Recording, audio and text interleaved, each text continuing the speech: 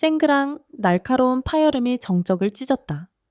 크리스털 와인잔이 대리석 바닥에 부딪혀 산산조각이 났고 붉은 액체가 마치 핏물처럼 사방으로 튀었다.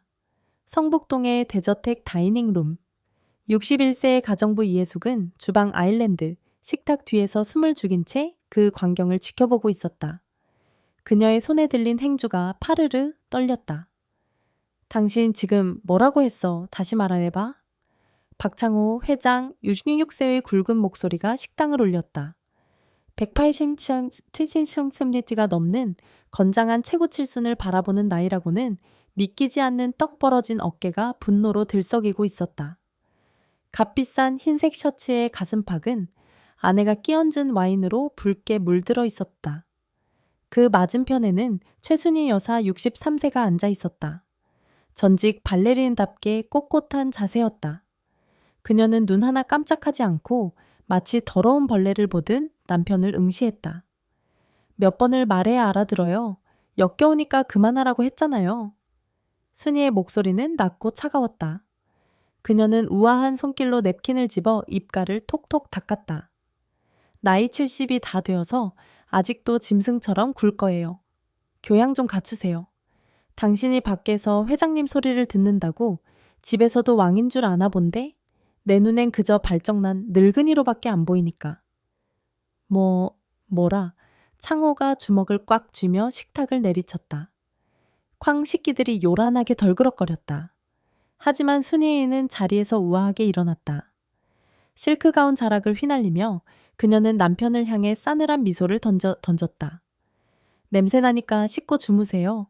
아, 물론 각방인 거 잊지 마시고. 순이가 식당을 빠져나가 2층으로 올라가는 발소리가 멀어질 때까지 창호는 거칠게 숨을 몰아쉬며 그 자리에 못 박힌 듯 서 있었다. 주방 구석에 서 있던 해숙은 마른 침을 삼켰다. 나서야 할 타이밍이었다. 그녀는 8년차 베테랑 가정부였다. 이 집안의 공기만 읽고도 언제 몸을 움직여야 할지 본능적으로 알았다. 회장님.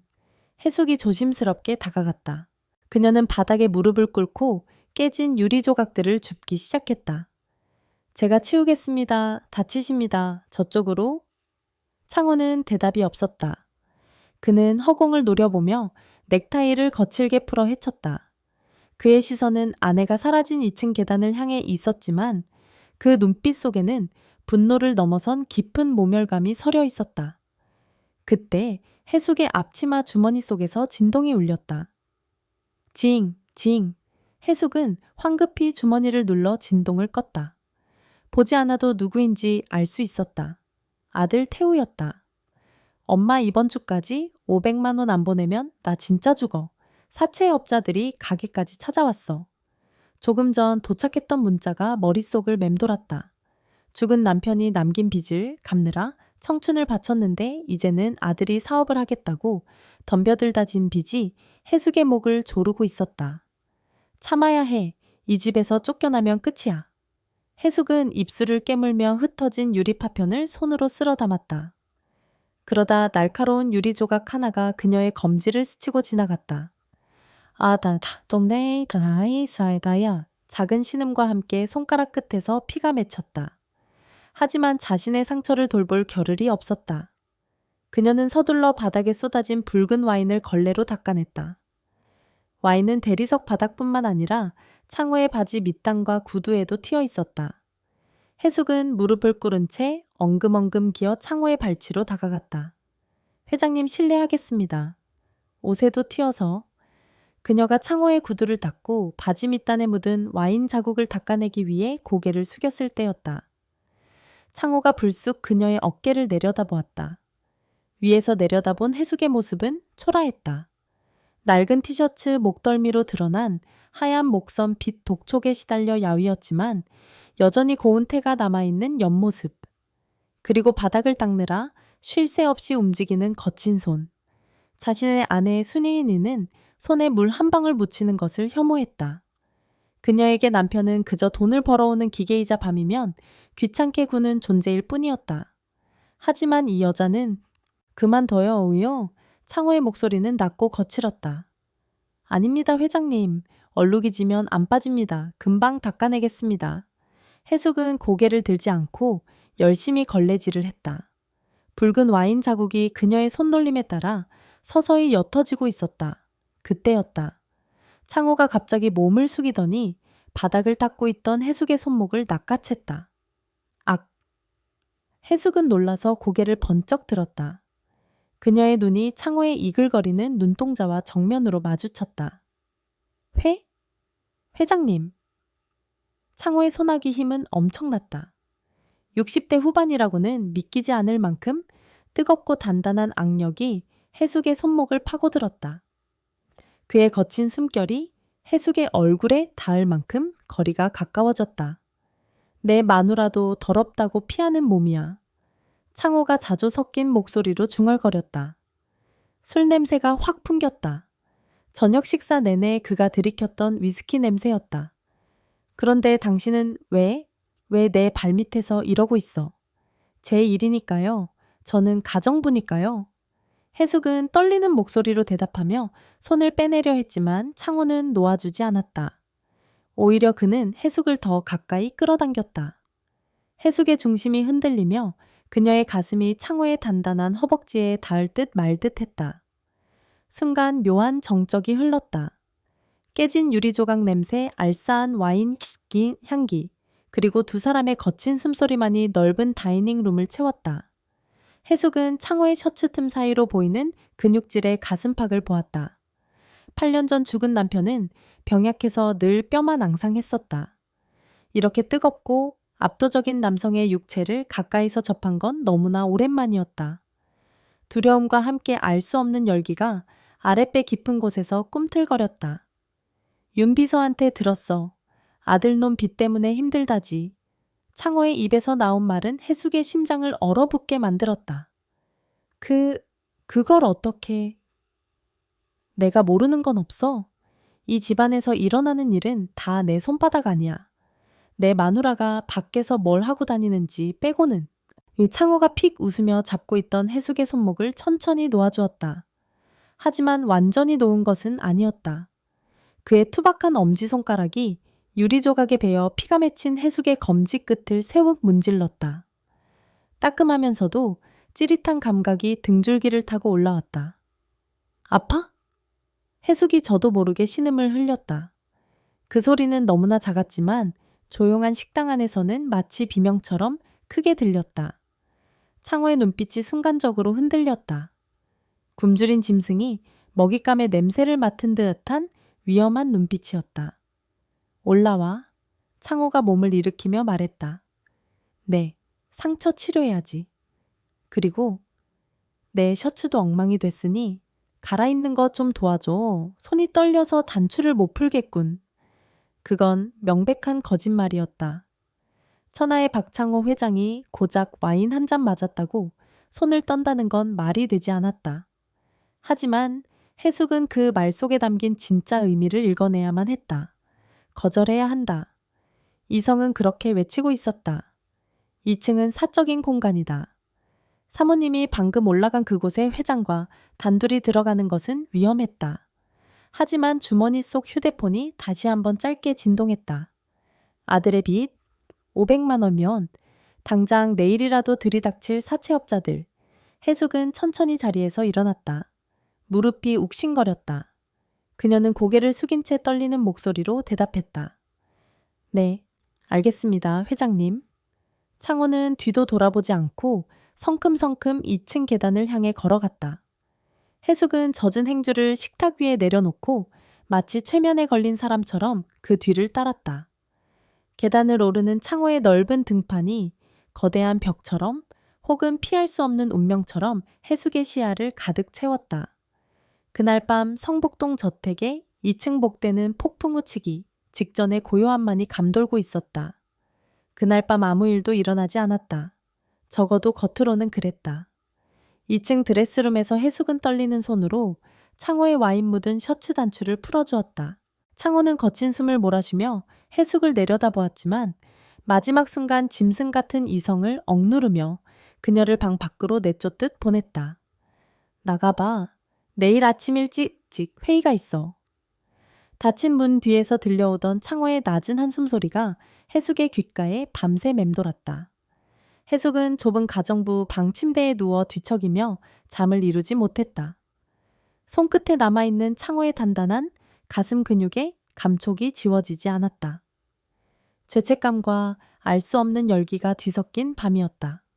다음 날 오후, 집안은 언제 폭풍우가 몰아쳤냐는 듯 고요했다. 창호는 새벽같이 골프장으로 나갔고 집에는 사모님 순이와 해숙만 남아 있었다. 순이는 2층 자신의 파우더룸에 앉아 있었다. 전면 거울 앞에서 최고급 수입 화장품들을 늘어놓고 피부 관리를 하는 중이었다. 그녀의 표정은 평온했지만 눈빛은 어딘가 싸늘하게 가라앉아 있었다. 해숙 씨 잠깐 이리 와서 앉아봐요. 순이가 거울을 통해 뒤에서 청소기를 돌리던 해숙을 불렀다. 해숙은 황급히 청소기를 끄고 다가갔다. 네, 사모님, 필요하신 게 있으세요? 아니, 그냥 답답해서 그래. 누구한테라도 말하지 않으면 미쳐버릴 것 같아서. 순이는 화장솜에 토너를 묻히며 한숨을 내쉬었다. 그녀의 시선이 거울 속 해숙의 눈과 마주쳤다. 어제 그의 행동 많이 놀랐죠. 미안해요. 내가 대신 사과할게.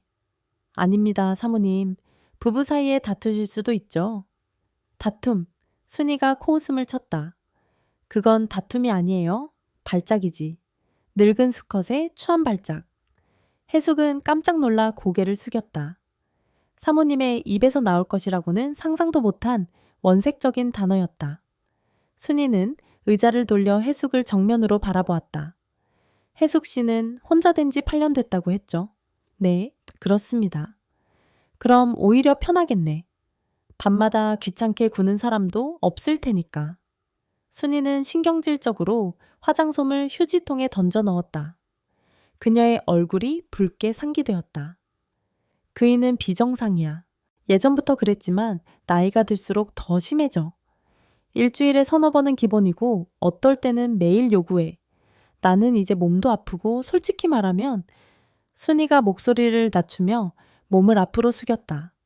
마치 더러운 비밀을 공유하듯 은밀한 목소리였다. 징그러워. 그 쭈글쭈글한 손이 내 몸에 닿는 것만으로도 소름이 끼쳐. 마치 짐승 한 마리가 덮치는 것 같다니까. 나는 우아하게 늙고 싶은데 남편이라는 사람은 아직도 20대 청춘인 줄 알고 설친이 원? 해숙은 마른 침을 삼켰다. 아내의 입에서 나온 남편에 대한 혐오. 그것은 충격적이면서도 동시에 해숙의 마음 한구석에 묘한 안도감을 심어주었다. 사모님은 회장님을 원하지 않는구나. 회장님은 거절당하고 있구나. 차라리 밖에서 딴 여자라도 만났으면 좋겠어. 돈은 얼마든지 줄 테니 제발 나 좀 괴롭히지 말라고 빌고 싶은 심정이야. 순이는 다시 거울을 보며 네크림을 목에 바르기 시작했다. 해숙 씨한테 이런 얘기해서 미안해. 하지만 이 집에서 내 속을 털어놓을 사람이 해숙 씨밖에 없잖아. 우리 며느리 수진이한테 이런 얘기 했다가는 며칠 뒤에 동네방네 소문 다 날 거고. 이해합니다, 사모님. 제가 입이 무거운 거 아시잖아요. 그래? 그래서 내가 해숙 씨를 좋아해. 가족 같아서. 가족. 어제 창호가 했던 말과 똑같은 단어였다. 하지만 그 무게는 전혀 다르게 느껴졌다. 순이에게 해숙은 감정 쓰레기통으로서의 가족이었고 창호에게 해숙은 무엇이었을까? 오후 4시. 창호가 골프에서 돌아왔다. 그는 돌아오자마자 2층에 있는 개인 체력 단련실 홈짐으로 들어갔다. 30년 넘게 건설 현장을 누비며 회사를 일군 사람답게 그는 자기 관리에 철저했다. 해숙 씨 회장님, 운동 끝나셨을 거야. 시원한 생수랑 수건 좀 갖다 드려. 거실에서 잡지를 보던 순이가 지시했다. 그녀는 2층으로 올라갈 생각조차 없어 보였다. 해숙은 쟁반에 얼음물과 수건을 챙겨 들고 체력 단련실로 향했다. 문이 살짝 열려 있었다. 안에서는 기구들이 부딪히는 금소금과 거친 숨소리가 들려왔다. 흐읍, 후. 해숙이 노크하려던 손을 멈췄다. 문틈 사이로 보이는 광경에 숨이 턱 막혔기 때문이다. 창호는 상의를 탈의한 채 벤치프레스에 누워 있었다. 66세라는 나이가 믿기지 않을 정도로 팽팽한 근육이 땀방울로 번들거렸다. 그가 바벨을 들어 올릴 때마다 가슴 근육과 팔뚝의 핏줄이 터질 듯 꿈틀거렸다. 해숙의 죽은 남편은 평생을 약골로 살았다. 결혼 생활 내내 병치레하느라 말라 비틀어진 몸만 보아왔던 해숙이었다. 그런데 눈앞에 있는 저 남자는 달랐다. 압도적인 생명력 뿜어져 나오는 수컷의 냄새. 저런 몸을 사모님은 징그럽다고 했어. 이해가 되지 않았다. 아니, 이해하고 싶지 않았다. 해숙은 자신의 얼굴이 화끈거리는 것을 느꼈다. 자신이 음란한 생각을 하고 있다는 자각에 수치스러우면서도 시선을 뗄 수가 없었다. 그때 마지막 세트를 끝낸 창호가 몸을 일으켜 앉았다. 그가 고개를 돌려 문 쪽을 바라보았다. 거기서 뭐해 안 들어오고. 해숙은 화들짝 놀라며 문을 열고 들어갔다. 죄송합니다. 방해될까 봐서요. 여기 물 가져왔습니다. 해숙은 시선을 어디에 두어야 할지 몰라 바닥만 보고 걸어갔다. 창에게 다가갈수록 땀 냄새와 섞인 짙은 남자의 스킨 향기가 훅 끼쳐왔다. 그것은 불쾌한 냄새가 아니었다. 오히려 8년 동안 잊고 살았던 본능을 자극하는 위험한 향기였다. 창호는 해숙이 내민 물을 단숨에 들이켰다. 목을 대가 꿀꺽꿀꺽 움직이는 모습조차 강렬했다. 그가 빈잔을 쟁반에 내려놓으며 해숙을 빤히 쳐다보았다. 어제 이 일은 잊어? 그가 불쑥 말했다. 네, 회장님. 술이 과했어. 그리고? 창호가 자리에서 일어나며 수건으로 목덜미에 땀을 닦았다. 그가 해숙의 바로 앞까지 다가왔다. 땀에 젖은 그의 맨몸에서 뿜어져 나오는 열기가 해숙의 피부에 닿을 듯했다. 집사람이 무슨 얘기 안 하던가? 해숙은 쟁반을 꽉 쥐었다. 아무 말씀 안 하셨습니다. 그냥 많이 피곤하신 것 같았습니다. 거짓말이었다. 하지만 창에게 당신 아내가 당신을 징그러워한다는 말을 전할 수는 없었다. 그것은 이 남자의 자존심을 짓밟는 일이었다. 창호는 씁쓸한 표정으로 웃었다. 피곤하다라. 그렇지. 나랑 밥 먹는 것도 피곤한 사람이니까. 그는 고개를 돌려 어깨를 툭툭 쳤다. 골프를 무리해서 쳤나. 어깨가 꽉 뭉쳤네. 창호가 해숙을 보며 묘한 눈빛을 보냈다. 그것은 지시도 부탁도 아닌 그 경계선에 있는 무언가였다. 해숙 씨 전에 남편 병수발 오래 했다고 했지. 네, 10년 넘게 했습니다. 그럼 마사지도 좀 할 줄 알겠군. 심장이 쿵 하고 내려앉았다. 이리 와서 내 어깨 좀 주물러봐. 파스 냄새는 싫고 사람 손이 약손이니까. 창호는 벤치에 털썩 앉으며 등을 돌려 대주었다. 넓고 단단한 등판이 해숙의 눈앞에 거대한 산처럼 펼쳐졌다. 거절해야 한다. 사모님이 바로 아래층에 있다. 이건 가정부의 업무 범위를 넘어서는 일이다. 하지만 해숙의 발은 이미 창호의 등 뒤로 움직이고 있었다.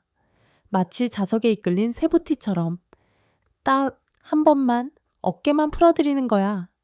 해숙은 쟁반을 내려놓고 떨리는 손을 들어 올렸다. 그녀의 손바닥이 창호의 뜨겁고 땀에 젖은 승모근에 닿았다. 창호가 낮은 신음을 흘렸다.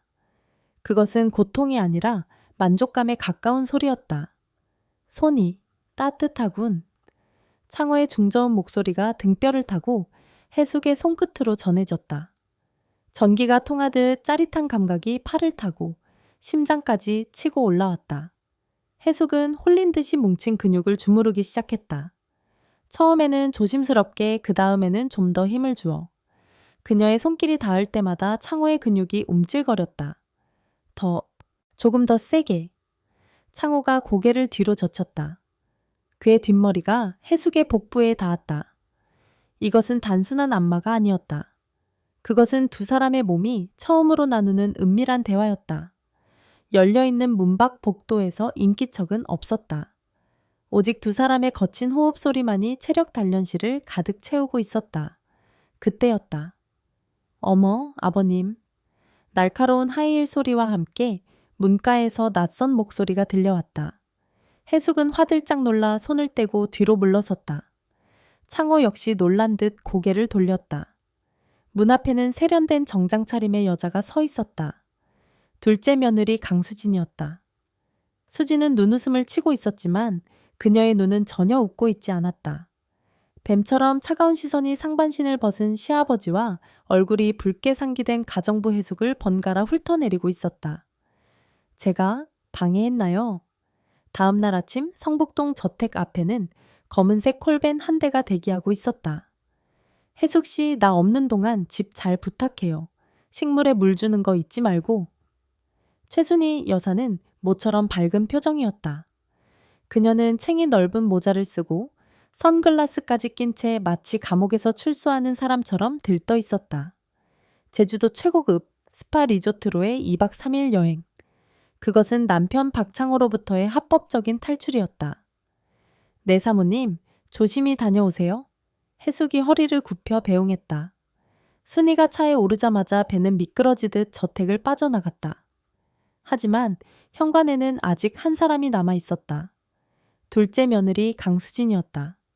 그녀는 시어머니를 배웅하고도 곧바로 돌아가지 않고 팔짱을 낀 채 현관 기둥에 기대어 해숙을 삐딱하게 바라보고 있었다.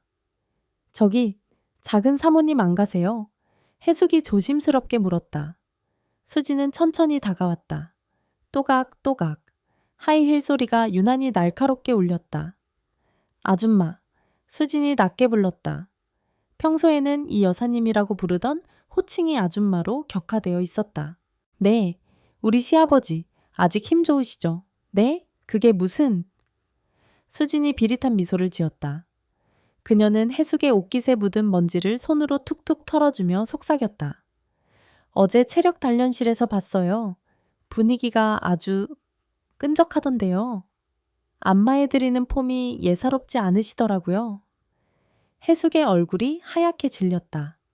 변명하려 입을 열었지만 수진이 검지 하나를 들어 해숙의 입술 앞에 갖다 댔다. 변명은 필요 없고요. 그냥 주제만 잊지 마세요. 아줌마는 이 집 가정부예요. 괜히 헛바람 들어서 늙으니 쌈짓돈 챙길 생각 마시라고요. 이 집 재산 10번 한 장까지 다 주인이 있거든요. 수지는 핸드백에서 5만 원권 2장을 꺼내 해숙의 앞치마 주머니에 찔러 넣었다. 입단속 비용이에요. 어제 본 거 어머님한테는 비밀로 해줄게요. 대신 첫신 똑바로 하세요. 수지는 싸늘한 눈빛을 남기고 자신의 차에 올라타 사라졌다. 해숙은 멍하니 서서 주머니에 찔러 넣어지 돈을 만지작거렸다. 모멸감이 뜨겁게 차올랐다. 하지만 그 돈을 바닥에 내던질 수는 없었다. 당장 아들의 빚 이자로 나가야 할 돈이었으니까.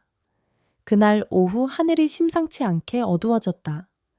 일기예보에서는 태풍급 장마 전선이 북상 중이라고 했다.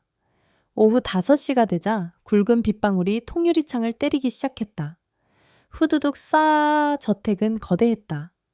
평소에는 사람의 온기로 채워지던 공간이 사모님이 없고 며느리의 경고가 휩쓸고 간 뒤에는 텅 빈 동굴처럼 느껴졌다.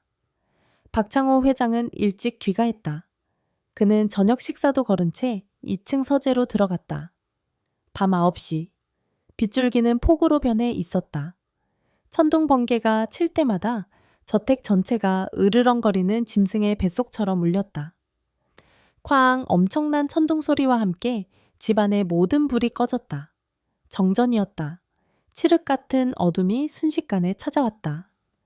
깨악! 주방에서 설거지를 하던 해숙은 짧은 비명을 지르며 주저앉았다.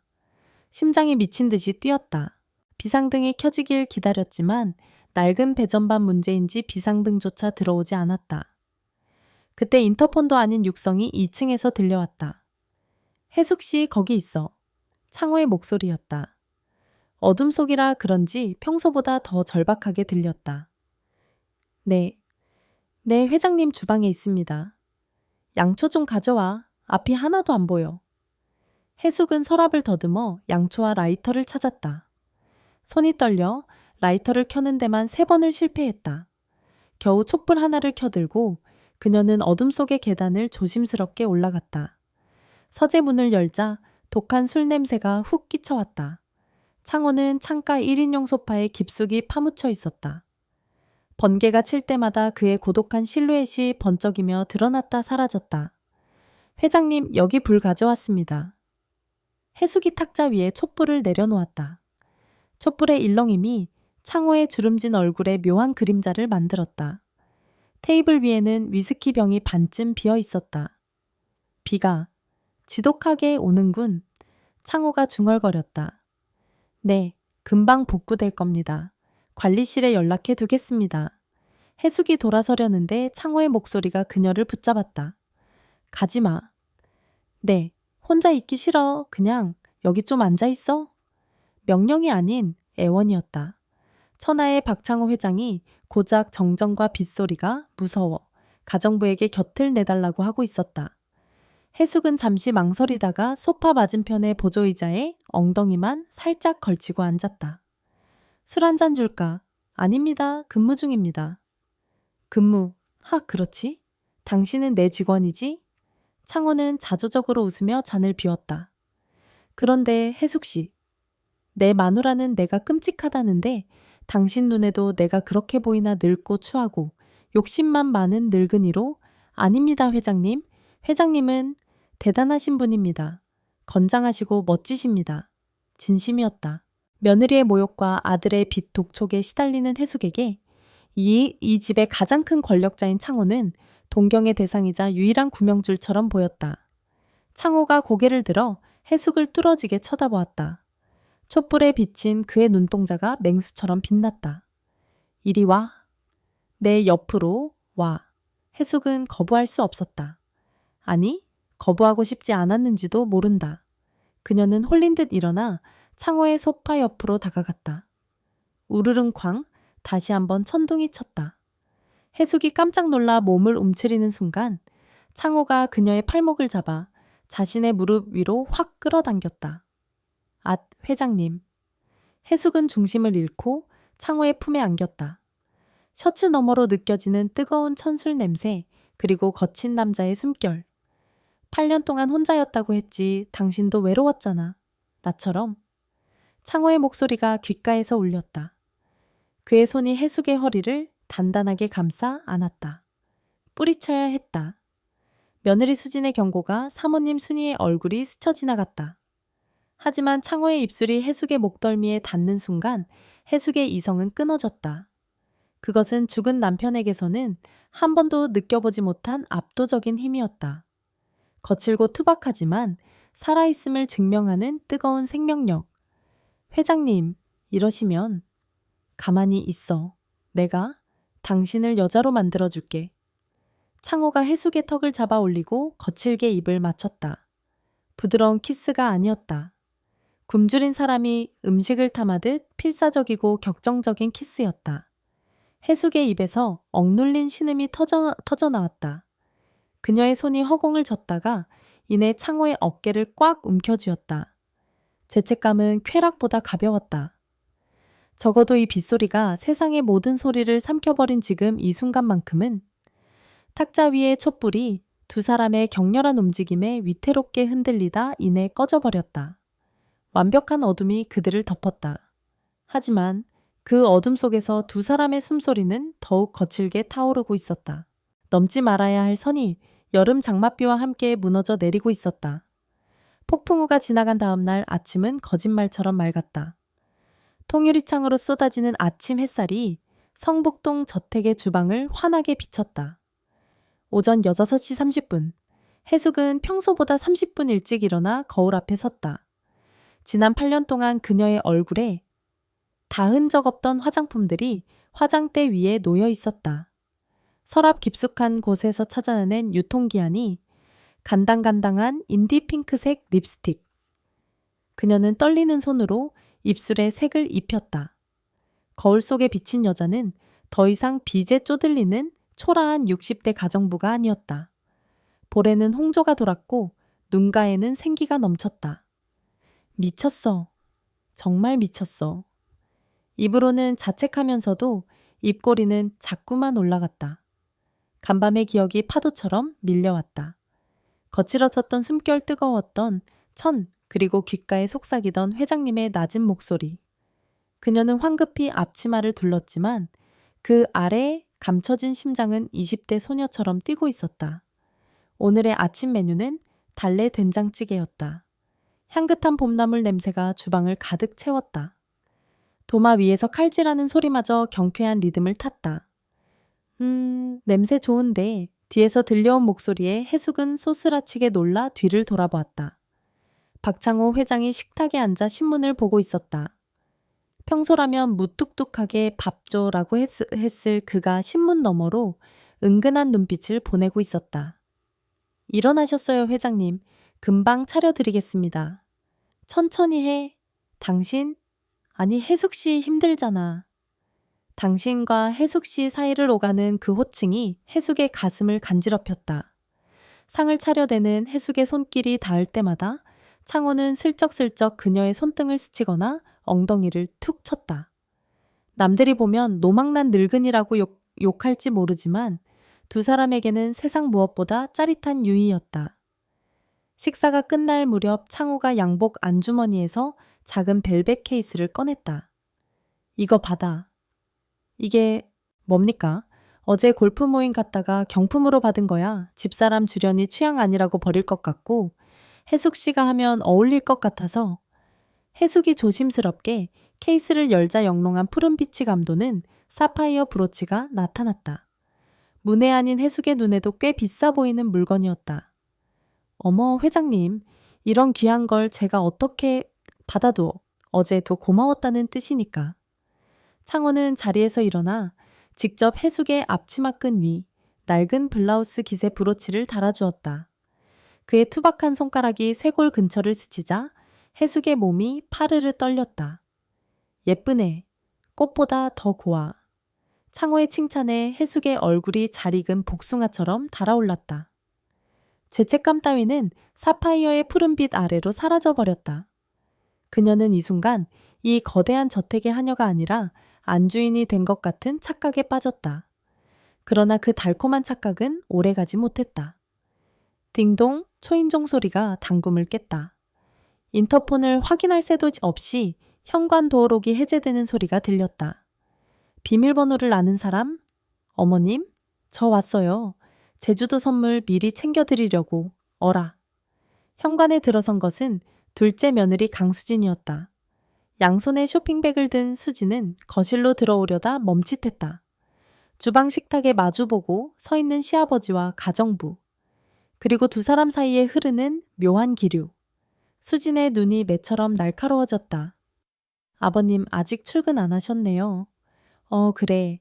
밥 먹고 있었다. 네가 아침부터 웬일이냐. 창호는 짐짓 태어난 척 헛기침을 하며 신문을 다시 집어들었다. 하지만 수진은 놓치지 않았다. 시아버지의 당황한 눈빛과 가정부 혜숙의 붉어진 얼굴. 그리고 수진이 또각또각 소리를 내며 혜숙에게 다가갔다. 아줌마 오늘따라 유난히 고우시네요. 입술도 바르시고. 아, 네. 그냥 기분 전환 삼아서. 혜숙은 고개를 숙이며 뒷걸음질 쳤다. 수진의 시선이 혜숙의 가슴팍에 꽂혔다. 어머 이거. 수진이 손을 뻗어 혜숙의 가슴에 달린 사파이어 브로치를 톡 건드렸다. 차가운 손가락이 살에 닿는 느낌에 소름이 돋았다. 이거 지난달에 아버님이 프랑스 출장 다녀오시면서 사오신 거 아니에요? VIP 고객 사모님 선물한다고 하셨던 것 같은데 정곡이었다. 창호의 얼굴이 굳어졌다. 그게 주려다가 타이밍을 놓쳐서 그냥 혜숙 씨 줬다. 어차피 놔두면 똥 되는 거? 아, 그러시구나. 수지는 과장되게 고개를 끄덕이며 웃었다. 하지만 그 웃음 뒤에는 섬뜩한 경고가 숨겨져 있었다. 아줌마 복 받으셨네. 그거 반클리프 한정판이라 돈 1,000,000원은 좋게 넘을 텐데 설거지 하다가 기스라도 나면 큰일 나겠어요. 조심하세요. 1,000,000원. 혜숙의 눈이 휘둥그레졌다. 고작 경품인 줄 알았는데 아들의 빚을 2번이나 갚고도 남을 금액이 자신의 가슴에 달려 있었다. 수지는 혜숙의 어깨를 가볍게 두드렸다. 잘 어울리세요. 분수에 안 맞게 너무 화려한 것만 빼면. 그 한마디는 비수처럼 혜숙의 가슴을 찔렀다. 분수. 그래, 너는 가정부일 뿐이라는 확인사살. 그럼 쇼핑백만 두고 갈게요. 어머님 오시면 전해주세요. 수지는 시아버지에게 배꼽 인사를 하고 돌아섰다. 현관을 나서는 그녀의 뒷모습을 보며 해숙은 가슴을 쓸어내렸다. 하지만 해숙은 보지 못했다. 현관문을 닫기 직전 수진이 뒤를 돌아보며 지은 표정을. 그것은 사냥감을 발견한 맹수의 비릿한 미소였다. 수진은 밖으로 나와 자신의 차에 탔다. 핸들을 잡은 그녀의 손이 하얗게 질려 있었다. 그녀는 휴대폰을 꺼내 어딘가로 전화를 걸었다. 여보세요. 흥신소죠? 네, 저예요. 사람 하나만 더 붙여주세요. 이번엔 우리 시아버지 차 말고 집 안으로요. 네, 초소형 카메라 준비하시고요. 수진의 눈이 번뜩였다.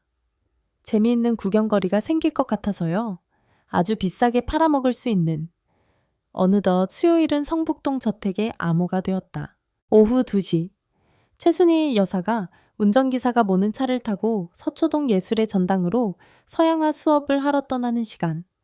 그녀가 돌아오는 시간은 오후 6시. 그 4시간의 공백이 해숙과 창우에게는 허락된 유일한 해방구였다. 다녀오겠습니다. 저녁은 밖에서 먹고 올지도 몰라요. 순이는 언제나처럼 싸늘한 향수 냄새를 남기고 사라졌다. 육중한 현관문이 닫히고 도어록이 잠기는 띠리릭 소리가 들리면 집안의 공기는 순식간에 바뀐다. 해숙은 주방 창문 커튼 뒤에 숨어 순이의 차가 언덕을 완전히 내려가는 것을 확인했다. 차가 시야에서 사라지자마자 그녀는 깊은 한숨과 함께 안도의 미소를 지었다. 죄책감은 옅어지고 기대감이 차올랐다. 2층 서재. 창호는 소파에 앉아 기다리고 있었다. 서류를 보고 있는 척했지만 문이 열리는 소리에 즉각 고개를 들었다. 갔어. 네, 방금 나가셨습니다. 해숙이 찻잔을 들고 들어오자 창호는 어린아이처럼 환하게 웃으며 자리에서 일어났다. 칠순을 바라보는 대기업 회장의 위엄은 온데간데 없었다. 그저 사랑을 갈구하는 늙은 남자만이 있을 뿐이었다. 이리 와. 창호는 해숙이 쟁반을 내려놓기도 전에 그녀를 와락 끌어안았다. 찻잔이 달그락거리며 위태롭게 흔들렸다. 회장님 차 식어요. 차가 문제야 일주일이 1년 같았는데. 창호는 해숙의 목덜미에 얼굴을 파묻고 깊게 숨을 들이마셨다. 순이의 차가운 명품 향수 냄새가 아닌 밥 짓는 냄새와 은은한 살레음이 섞인 해숙의 향기가 그를 안정시켰다. 두 사람은 자연스럽게 소파에 엉켜 앉았다. 격정적인 육체의 탐닉이 지나간 후 찾아오는 것은 묘한 정서적 유대감이었다. 이것이 단순한 불륜과 다른 점이었다. 창호는 해숙의 무릎을 베고 누웠다. 해숙은 그의 희끗희끗한 머리카락을 천천히 쓰다듬었다. 집사람은 나를 돈 벌어오는 기계로만 생각해. ATM 기계지 내가. 창호가 눈을 감은 채 중얼거렸다. 아들놈도 마찬가지야.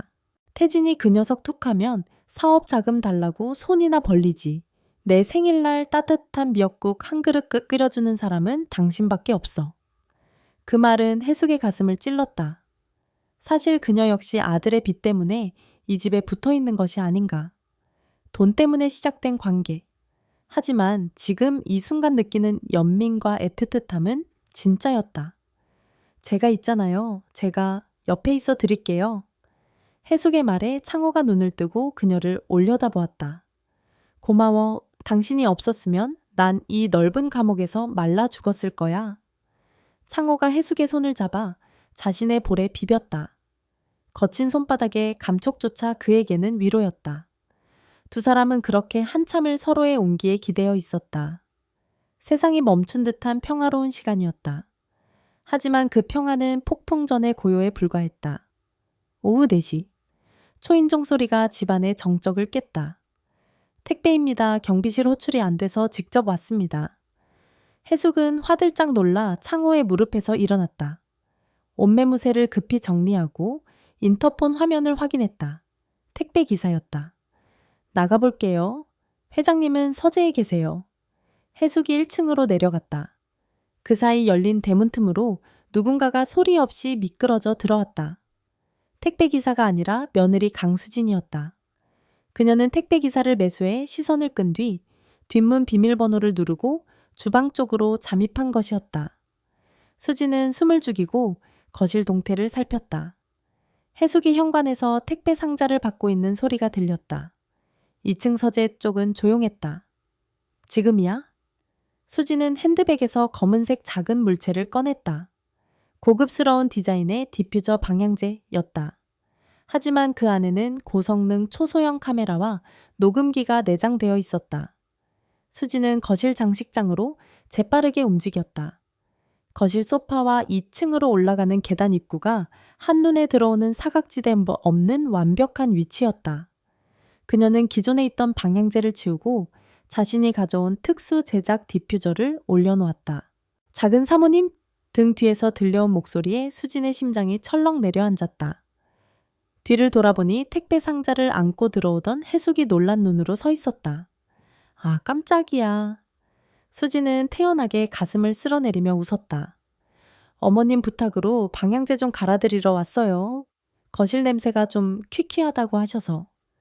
아, 그러셨어요. 저한테 말씀하시면 제가 갈았을 텐데요. 아줌마가 뭘 알겠어요. 이건 제가 아는 조향사한테 특별히 주문 제작한 거라 다루기 까다로워요. 위치도 중요하고. 수지는 뻔뻔하게 거짓말을 하며 해숙을 쏘아보았다. 아버님은요, 안 보이시네. 서재에 계십니다. 업무 보고 계세요. 해숙의 시선이 불안하게 흔들렸다. 수지는 그 흔들림을 놓치지 않았다. 머리카락이 약간 헝클어진 해숙 그리고 묘하게 상기된 볼. 수지는 속으로 쾌재를 불렀다. 빙고. 냄새가 나네 냄새가. 그래요. 방해하면 안 되겠네. 저는 갈게요. 아, 그리고 아줌마. 수진이 현관으로 나가려다 말고 멈춰섰다. 저 방향제 절대 건드리지 마세요. 위치 조금이라도 바뀌면 향이 제대로 안 퍼지거든요. 청소할 때도 조심하세요. 알겠죠? 네, 알겠습니다. 수진이 나간 후 해숙은 거실 장식장 위에 놓인 검은색 디퓨저를 바라보았다. 세련된 디자인의 병에서 라임 바질 향이 은은하게 퍼져 나오고 있었다. 그것이 자신과 창호의 목을 조여올 올감이라는 사실은 꿈에도 모른 채 해숙은 그저 안도하며 택배 상자를 정리했다. 차에 돌아온 수지는 즉시 휴대폰 앱을 켰다. 화면에 거실 정형이 선명한 HD 화질로 잡혔다. 해숙이 거실을 왔다 갔다 하며 청소하는 모습이 실시간으로 전송되고 있었다. 화질 좋네. 수지는 입꼬리를 말아 올렸다. 이제 증거만 잡으면 돼. 결정적인 한 방. 그녀는 휴대폰을 조수석에 던져놓고 시동을 걸었다. 엔진 소리가 경쾌하게 울렸다. 성북동의 평화로운 수요일 오후 보이지 않는 감시의 눈이 번뜩이기 시작했다. 10월의 마지막 토요일. 박창호 회장의 66번째 생일이었다. 성북동 저택의 다이닝룸은 화려하게 장식되어 있었다. 천장의 샹들리에가 눈부시게 빛났고 긴 테이블 위에는 출장 뷔페에서 공수해온 최고급 요리들과 해숙이 새벽부터 준비한 한식들이 빈틈없이 차려져 있었다. 하지만 그 풍성한 식탁을 둘러싼 공기는 얼음장처럼 차가웠다. 생신 축하드려요, 여보. 순혜이가 무표정한 얼굴로 와인잔을 들었다. 그녀는 우아우아한 보라색 실크 드레스를 입고 목에는 진주 목걸이를 걸고 있었다. 완벽한 회장 사모님의 모습이었지만 눈에는 영혼이 없었다. 오래오래 건강하세요, 아버지. 장남 태진과 며느리 수진도 잔을 들었다. 태진은 아버지의 눈치를 보느라 쭈뼛거렸고 수진만이 여유로운 미소를 띠고 있었다. 그녀의 시선은 쉴 새 없이 식탁 주변을 서성이는 해숙을 쫓고 있었다. 그래, 다들 고맙다. 창호가 덤덤하게 잔을 비웠다. 그의 얼굴은 이미 약간 붉어져 있었다. 식사 전부터 마신 독주 때문이었다. 하지만 진짜 취한 이유는 술이 아니었다. 그는 식탁 맞은편이 아니라 자신의 바로 옆에서 국을 떠주고 있는 해숙을 곁눈질로 훔쳐보고 있었다. 오늘따라 해숙은 단정하게 머리를 올리고 하얀 앞치마를 두르고 있었다. 그 단아한 뒷모습이 창호의 욕망을 자극했다. 해숙 씨 갈비찜이 좀 식은 것 같은데 더 데워오지. 창호가 짐짓 근엄한 목소리로 명령했다. 네, 회장님, 바로 데워 오겠습니다. 해숙이 그릇을 집으려 창호의 옆으로 다가왔다. 그때였다. 창호의 손이 테이블보 아래로 쑥 들어갔다. 그리고 그릇을 짚는 척하며 해숙의 엉덩이를 살짝 움켜쥐었다. 아타나탕 천나 칭나 해숙이 깜짝 놀라 몸을 움찔했다. 갈비찜 그릇이 달그락거렸다. 그녀의 얼굴이 순식간에 사색이 되었다. 식탁에 앉아있는 가족들의 시선이 일제히 해숙에게 쏠렸다. 왜 그래요? 조심성 없이. 순이가 눈살을 찌푸리며 쏘아붙였다. 죄송합니다. 손이 미끄러져서. 해숙은 떨리는 목소리로 변명하며 황급히 주방으로 도망치듯 들어갔다. 등 뒤에서 식은땀이 흘렀다. 회장님이 미쳤어. 가족들이 다 있는데 어떻게. 하지만 식탁에 남은 수지는 그 짧은 순간을 놓치지 않았다. 그녀는 와인잔 너머로 시아버지의 만족스러운 표정과 가정부의 당황한 기색을 읽어냈다. 어머, 대담하기도 하셔라. 식사 자리에서 저런 짓을? 수지는 입가에 묻은 소스를 닦으며 속으로 비웃었다. 카메라도 돌아가고 있겠다. 오늘은 꽤 재미있는 그림이 나올 것 같았다. 잠시 후 해숙이 다시 돌아왔다. 이번에는 생일상의 하이라이트인 뜨거운 미역국을 개인 그릇에 담아 서빙할 차례였다. 어머님, 이번 미역국은 아줌마가 새벽부터 한우 양지 넣고 푹 끓이신 거래요. 국물이 아주 진국이라던데요. 수진이 짐짓 해숙을 치켜 쓰는 척하며 말을 건넸다. 그 말은 오히려 순이티의 심기를 건드리는 트리거였다. 그래, 뭐 가정부가 밥하는 게 유세는 아니잖니. 순이가 쌀쌀맞게 대꾸했다. 해숙은 숨도 제대로 쉬지 못한 채 쟁반을 들고 순이의 뒤로 다가갔다. 뜨거운 김이 모락모락 나는 미역국 그릇을 순이의 앞에 내려놓으려는 순간이었다. 식탁 맞은편에 앉아있던 창호가 해숙을 향해 윙크를 보냈다. 괜찮아, 긴장하지 마. 라는 의미였겠지만 해숙에게는 청천벽력과도 같은 신호였다. 그 윙크를 본 순간 해숙의 다리에 힘이 풀렸다. 쟁반을 든 손이 미세하게 떨렸다. 설상가상으로 바닥에 떨어져 있던 냅킨을 밟고 미끄러지고 말았다. 중심을 잃은 해숙의 손에서 국그릇이 기울어졌다. 깍! 날카로운 비명이 터져 나왔다. 펄펄 끓는 미역국이 순이의 하얀 팔과 보라색 실크 드레스 위로 쏟아졌다. 뜨거워, 이게 뭐야.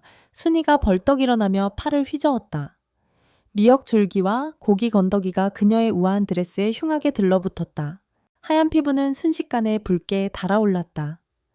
사사모님, 죄송합니다. 괜찮으세요? 해숙은 너무 놀라 바닥에 주저앉을 뻔했다. 그녀는 황급히 행주를 찾아 순이의 팔을 닦으려 했다. 저리 치워 짝 파여름이 다이닝룸을 갈랐다. 순이가 해숙의 뺨을 온 힘을 다해 올려 붙인 것이다. 해숙의 고개가 획 돌아갔다. 뺨에서 불이 나는 듯한 통증이 느껴졌다. 그녀는 중심을 잃고 바닥에 나뒹굴었다. 미친 여편네 같으니라고 눈을 어디다 두고 다니는 거야. 나 화상 입는 꼴 보고 싶어서 환장했어. 순이는 이성을 잃고 소리를 질렀다. 평소에 고상한 척하던 가면은 벗겨진 지 오래였다. 그녀는 바닥에 쓰러진 해숙을 향해 발길질이라도 할 기세였다. 그만해. 창호가 식탁을 박차고 일어났다. 당신 지금 뭐 하는 짓이야. 실수로 그런 거잖아. 창호의 고함에 순이가 기가 막히다는 표정으로 남편을 쳐다보았다. 뭐라고요? 지금 내 팔대인 거 안 보여요. 이깟 가정부 편을 드는 거예요. 사람을 때리는 건 너무하잖아. 나이도 먹을 만큼 먹은 사람이. 창호는 당장이라도 달려가 해숙을 일으켜 세우고 싶었다. 바닥에 엎드려 바들바들 떨고 있는 그녀의 모습이 너무나 안쓰러웠다. 하지만 그럴 수 없었다. 아들 태진과 며느리 수진이 지켜보고 있었다. 여기서 더 흥분해서 해숙을 감싸면 그것은 스스로 관계를 폭로하는 꼴이 된다. 창호는 주먹을 부들부들 떨며 자리에 멈춰 섰다. 무력감이 그를 덮쳤다. 자신의 여자가 눈앞에서 뺨을 맞고 모욕을 당하는데 아무것도 할 수 없는 처지. 그때 수진이 얼음물을 가져와 시어머니의 팔에 부으며 상황을 정리했다. 어머님, 진정하세요. 화상 입으시겠어요? 얼른 씻으러 가요. 수진은 순이를 부축해 욕실로 데려갔다. 나가면서 그녀는 바닥에 쓰러진 해숙과 멍하니 서 있는 창호를 번갈아 보며 의미심장한 눈빛을 보냈다. 재밌네. 아버님 표정이. 아주 사랑에 빠진 로미오시네. 더 다이닝 룸에는 무거운 침묵만이 남았다. 장남 태진은 헛기침을 하며 괜히 물만 들이켰고 창호는 거칠게 숨을 몰아쉬며 바닥만 노려보았다. 해숙은 천천히 몸을 일으켰다. 뺨은 붉게 부어올라 있었고 눈물 범벅이 된 얼굴은 엉망이었다. 그녀는 창호를 쳐다보지도 못한 채 바닥에 쏟아진 국물과 깨진 그릇 조각을 맨손으로 치우기 시작했다. 유리 조각이 손바닥을 찔렀지만 뺨의 통증과 마음의 모멸감 때문에 아픔조차 느껴지지 않았다. 놔두고 나가봐. 창호가 쥐어짜듯 말했다. 목소리가 물기에 젖어 있었다. 죄송합니다. 회장님, 죄송합니다. 해숙은 도망치듯 주방으로, 그리고 자신의 작은 방으로 숨어버렸다. 그날 밤 생일 파티는 엉망진창으로 끝났다. 하지만 진짜 비극은 이제 막 시작되려 하고 있었다. 밤 11시, 서울 변두리의 낡은 다세대 주택가. 가로등 하나가 깜빡거리는 좁은 골목길은 정막에 쌓여 있었다. 곰팡이 냄새와 습기가 배어 있는 이곳은 화려한 성북동 저택과는 전혀 다른 세상이었다. 해숙은 자신의 5평짜리 반지하방에 앉아 있었다. 깨진 거울 속에 비친 자신의 얼굴은 처참했다. 순지에게 맞은 왼쪽 뺨은 시퍼렇게 멍이 들어 부어올랐고 터진 입술 가장자리에는 딱지가 앉아 있었다. 그만하자. 그래, 그만두는 게 맞아. 해숙은 멍든 뺨에 얼음찜질을 하며 중얼거렸다. 바닥에는 이민 가방 하나가 펼쳐져 있었다. 8년 동안 성북동에서 입었던 유니폼은 놔두고 자신의 낡은 옷가지들만 주섬주섬 챙겨 넣었다. 모멸감. 그것은 뼈에 사무치는 감정이었다. 아무리 돈이 급해도 사람 취급도 받지 못하면서 그 집에 더 있을 수는 없었다. 내일 아침 문자로 사직을 통보하고 잠적할 생각이었다. 부르릉. 그때 조용한 골목길에 어울리지 않는 육중한 엔진 소리가 들려왔다. 낡은 창문이 미세하게 떨릴 정도의 저음이었다. 소리는 해숙의 집 앞에서 뚝 끊겼다. 누구지 설마 사채업자들인가? 해숙의 심장이 덜컥 내려앉았다. 빚쟁이들이 밤중에 찾아와 문을 두드리는 건 익숙한 공포였다. 그녀는 숨을 죽이고 불을 껐다. 똑똑똑. 거칠게 쾅쾅거리는 소리가 아니었다. 조심스럽고 정중한 노크 소리였다. 해숙 씨, 안에 있어. 익숙한 목소리. 해숙은 귀를 의심했다. 잘못 들은 게 아닐까. 천하의 박창호 회장이 이런 누추한 동네, 그것도 반지하방까지 찾아올 리가 없었다. 해숙 씨, 나야, 박창호. 현실이었다. 해숙은 떨리는 손으로 현관문 잠금 장치를 풀었다. 끼익 소리를 내며 녹슨 철문이 열렸다. 문 앞에는 최고급 맞춤 정장을 입은 창호가 서 있었다. 그의 뒤로는 골목을 가득 채운 검은색 벤츠가 보였다. 비현실적인 풍경이었다. 이 더럽고 좁은 골목의 대기업 회장이라니. 회장님, 여긴 어떻게? 윤 비서한테 주소 물어서 왔어. 연락이 안 되길래 걱정돼서. 창호의 시선이 해숙의 부어오른 뺨에 고정되었다. 그의 미간이 찌푸려졌다. 들어가도 될까? 해숙은 당황해서 몸으로 문을 막으려 했다. 보여주기 싫었다. 자신이 얼마나 비참하게 사는지 이 곰팡이 핀 벽지와 눅눅한 장판을 그에게 들키고 싶지 않았다. 안 됩니다. 너무 누추해서. 회장님이 들어오실 곳이 아니에요. 상관없어. 창호는 해숙의 어깨를 부드럽게 감싸 안으며 안으로 들어섰다. 그는 신발을 벗고 좁은 방 한가운데 섰다. 천장이 낮아 키가 큰 창호는 고개를 약간 숙여야 했다. 그는 방을 둘러보았다. 한쪽 구석에 쌓인 컵라면, 박스 천장에 물 얼룩, 그리고 바닥에 펼쳐진 이민 가방. 떠나려고 했나? 창호가 가방을 가리키며 물었다. 네, 더 이상은 못하겠습니다. 사모님 뵐 면목도 없고 저도 제 자존심이 있습니다. 해숙은 고개를 숙인 채 울먹였다. 창호가 다가와 해숙의 손을 잡았다. 미안해, 아까는 내가 당신을 지켜주지 못했어. 가족들 앞이라 나설 수가 없었어. 비겁했지. 하지만 이대로 보낼 수는 없어. 내가 어떻게 만난 사람인데. 창호는 안주머니에서 하얀 봉투를 꺼냈다. 꽤 두툼했다. 이거 받아. 이게 뭡니까? 5천만 원이야. 수표로 끊어왔어. 5천만 원. 해숙의 눈이 커졌다. 아들 태우의 빚을 한 번에 갚고도 남을 돈이었다. 이걸로 아들 빚부터 갚아. 그리고 이 집에서 나가. 내가 오피스텔 하나 구해줄게. 거기서 편하게 지내면서 나랑 만나. 해숙은 봉투를 든 창호의 손을 밀어냈다.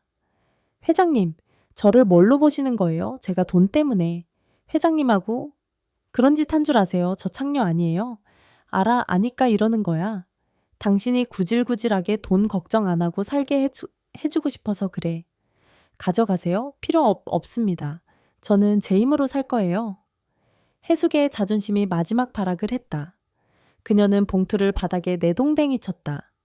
창호는 난감한 표정으로 해숙을 바라보았다. 바로 그때였다. 방바닥에 놓인 해숙의 휴대폰이 요란하게 울렸다. 액정에 뜬 이름은 아들 태우. 해숙은 받지 않으려 했지만 전화는 끊어지지 않고 계속 울렸다. 불안감이 엄습했다. 그녀는 떨리는 손으로 통화 버튼을 눌렀다. 여보세요? 엄마? 나 좀 살려줘. 으악! 비명소리였다. 이어서 굵직한 남자의 목소리가 들려왔다. 아줌마 아들내미 손가락 하나 자르기 전에 돈 보내라고 했지. 오늘이 마감일인 거 몰라. 지금 당장 애 데리고 섬으로 팔아버리기 전에 입금해. 안 돼요? 제발요. 돈 구할게요. 며칠만. 아니 내일까지만 시간을. 웃기지 마. 지금 당장 안 보내면 아들 장례 치를 준비나 해? 전화가 끊어졌다. 해숙의 다리에 힘이 풀렸다. 그녀는 바닥에 주저앉아 오열했다. 자존심 그런 건 사치였다. 아들이 죽게 생겼는데 창녀 취급이 대수인가. 해숙의 시선이 바닥에 내동댕이 쳐진 하얀 봉투로 향했다. 그녀는 무릎으로 기어가 떨리는 손으로 봉투를 집어들었다. 그리고 창호를 올려다보았다. 눈물 범벅이 된 얼굴로. 회장님, 이 돈 정말 주시는 거예요. 창호는 말없이 고개를 끄덕이며 주저앉은 해숙을 일으켜 세워 품에 안았다. 그래, 다 써. 부족하면 더 줄게. 그러니까 울지 마. 해숙은 창호의 품에 안겨 소리내어 울었다. 안도감과 비참함이 뒤섞인 울음이었다. 그녀는 결국 영혼을 팔았다. 이 따뜻하고 돈 많은 남자의 품에서 벗어날 수 없는 족쇄를 스스로 채운 것이다. 고맙습니다. 고맙습니다, 회장님. 창호는 해숙의 등을 토닥이며 생각했다. 이제 그녀는 완전히 내 것이 되었다고. 같은 시각. 골목길 어귀에 주차된 검은색 승합차 안. 네, 방금 확인했습니다. 1시간째 안 나오고 있습니다. 모자를 푹 눌러 쓴 남자가 고성능 카메라의 셔터를 누르고 있었다. 렌즈 속에는 창호가 해숙의 반지하 방으로 들어가는 모습, 그리고 창문 그림자로 비치는 두 사람이 끌어안고 있는 실루엣이 선명하게 찍혀 있었다. 남자는 찍은 사진들을 즉시 전송했다. 전송 완료. 잠시 후 성북동 저택 2층. 침실에서 남편을 기다리던 며느리 강수진의 휴대폰이 진동했다. 수진은 와인 한 잔을 들고 여유롭게 메시지를 확인했다. 화면에 뜬 사진들을 넘겨보는 그녀의 입가에 서늘한 미소가 번졌다. 어머, 아버님, 너무너무 노골적이시다. 사진 속 창호의 표정은 누가 봐도 사랑에 빠진 남자의 얼굴이었다. 게다가 위치가 가정부의 집이라니 이건 단순한 불륜을 넘어선 스폰서 관계의 확실한 증거였다. 이 정도면 유산 상속 포기 각서 정도는 쉽게 받아내겠는데 수지는 사진을 비밀 폴더에 저장하고 와인을 한 모금 삼켰다. 붉은 와인이 목을 타고 넘어가는 느낌이 짜릿했다. 조금만 더 즐기게 놔둘까 더 깊이 더 빠져나올 수 없을 때 터뜨려야 제맛이지. 수지는 창밖의 어둠을 바라보았다. 그녀의 머릿속에는 이미 완벽한 시나리오가 그려지고 있었다. 이 집안의 모든 권력을 손에 쥐고 시어머니와 시아버지를 자신의 발 아래 무릎 꿇릴 잔혹하고도 달콤한 계획이. 오후 3시. 가을 햇살이 비스듬히 거실로 들어오는 나른한 시간이었다. 강수지는 청담동의 한 카페 테라스에 앉아 아이스 아메리카노를 저으며 휴대폰을 들었다.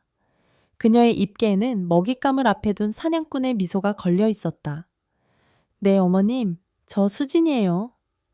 수진의 목소리는 세상에서 가장 걱정 많은 며느리의 톤으로 순식간에 바뀌었다. 쇼핑은 잘하고 계세요? 아니, 별일은 아니고요.